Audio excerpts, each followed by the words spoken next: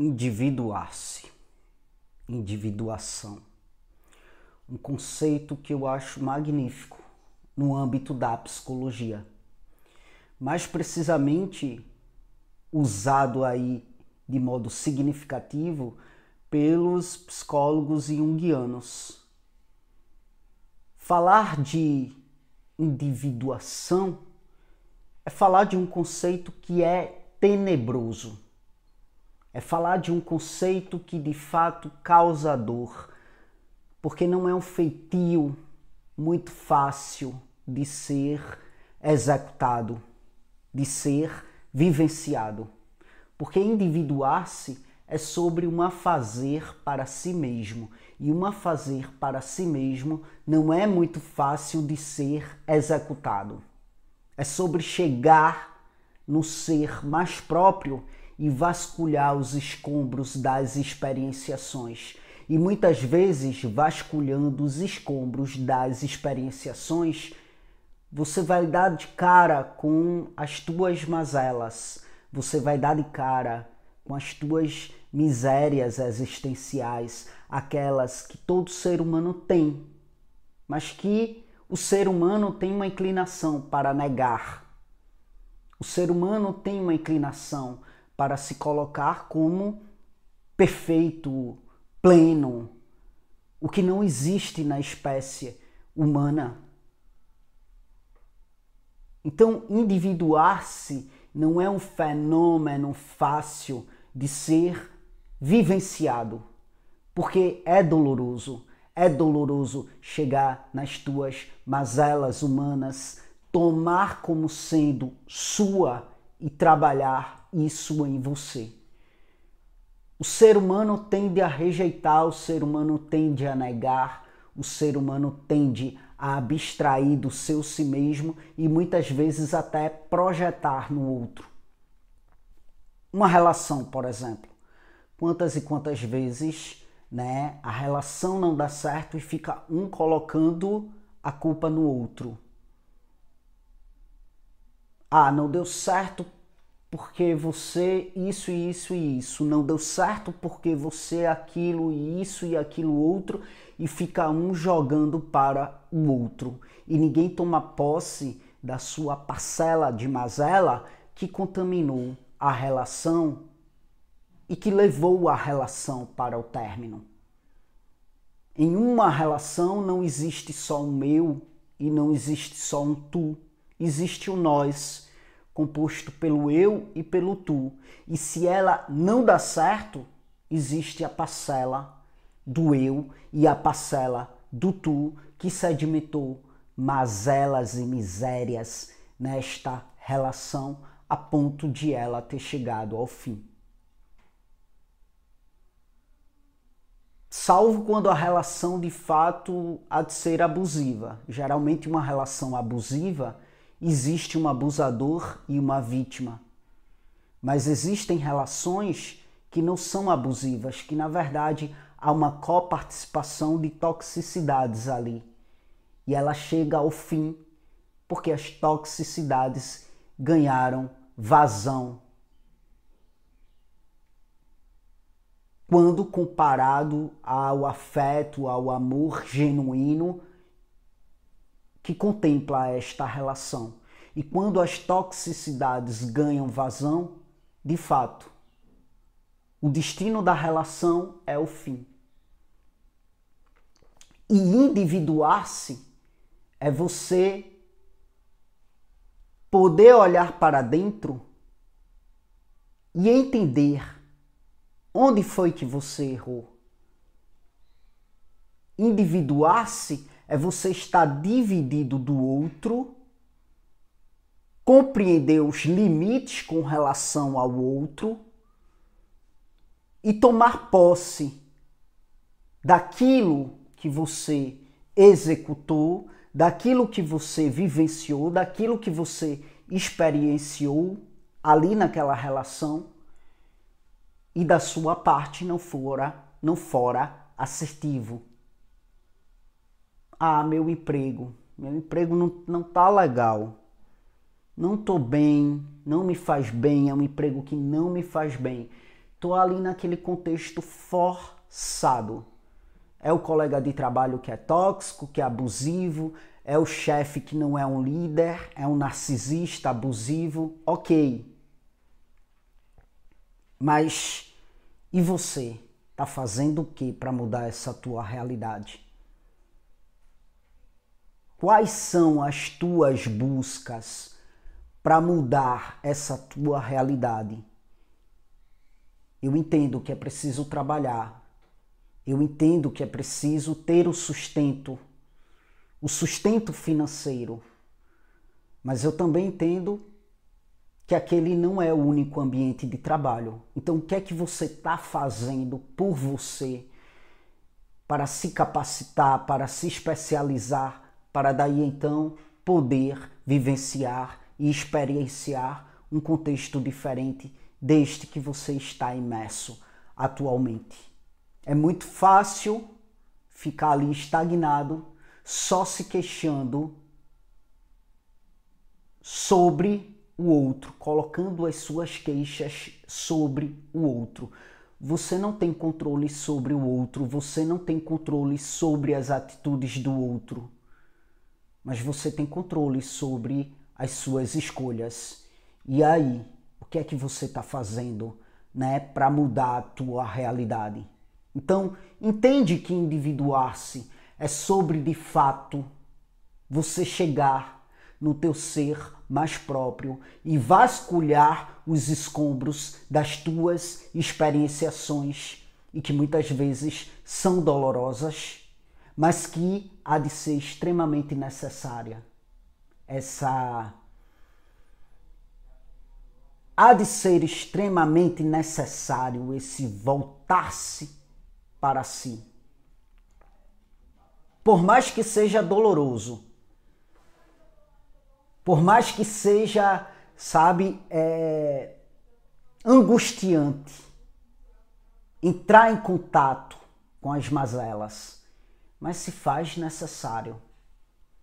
Eu estou na minha zona de conforto, tá legal aqui na zona de conforto, queixando-se do meu ambiente de trabalho, porque isso não demanda grandes esforços.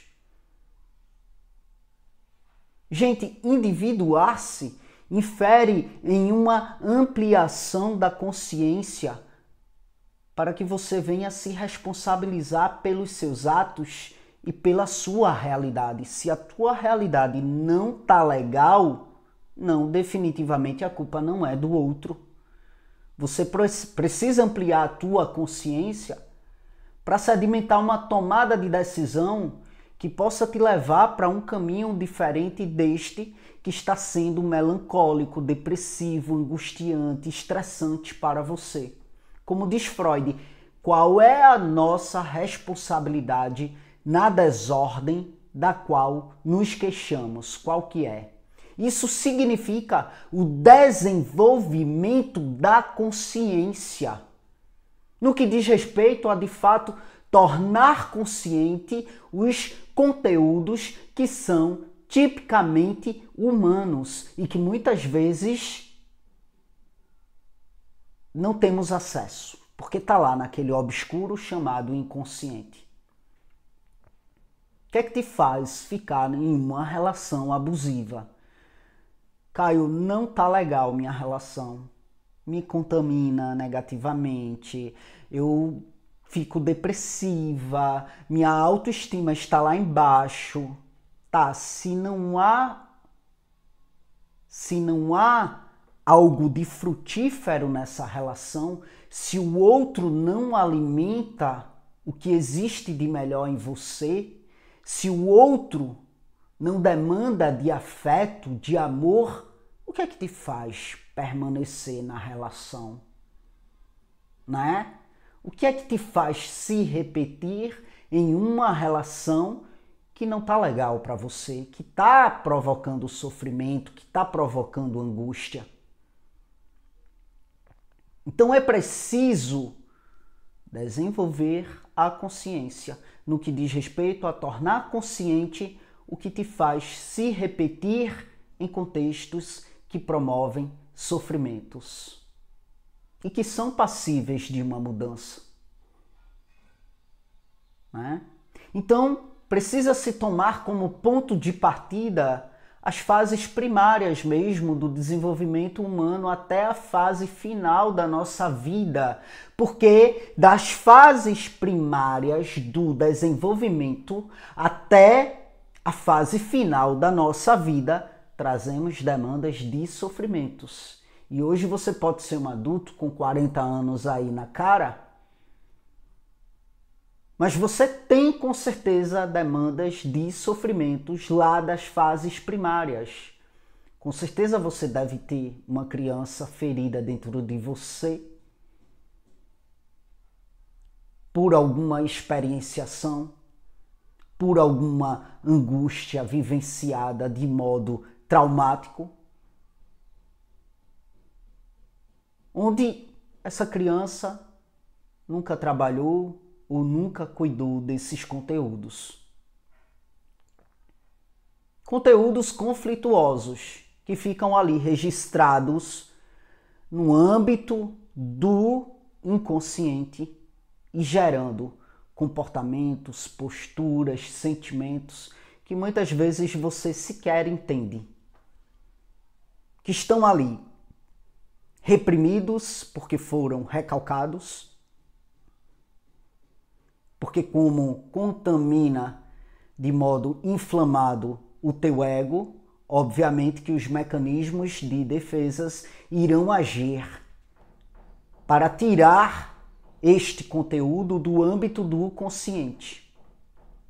Então, não temos muitas e muitas vezes consciência do que está ali no cerne dos nossos sofrimentos, dos sentimentos de angústias, da falta de energia para a vida, no cerne de certos comportamentos que nos levam para a repetição de algo que está sendo demasiadamente sofrido. Comportamentos de autossabotagem, né? Repetições que nos destroem enquanto ser humano. E o fato é que, como eu falei, mesmo este conteúdo não se fazendo presente na dimensão consciente, está lá no âmbito obscuro do aparelho psíquico chamado inconsciente, produzindo sintomas, produzindo sofrimentos. Tomar consciência disso significa individuar-se, significa perceber que não é o meio externo que deve mudar. Não é o meio externo que deve mudar para que você venha a ser abarcado, para que você venha a ser munido pelo melhoramento do sofrimento psíquico. É você quem deve se responsabilizar pelas suas demandas internas de conflitos e reorganizar essas demandas e assim sair desse lugar de autossabotagem. Se você está numa relação onde o outro é abusivo com você e você é vítima, obviamente que você não tem que ser culpabilizada.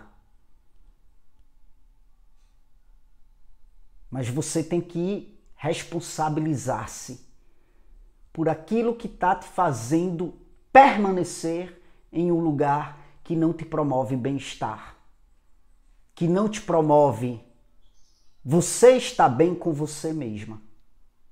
Onde que você se coloca? Por que você se coloca? O que te faz permanecer, né? Então, a questão toda trata-se de se ater, de fato, um velho ditado de senso comum, mas que é bastante profundo quando refletido de modo assertivo. O que você está fazendo com aquilo que a vida faz com você? Até as próximas gravações.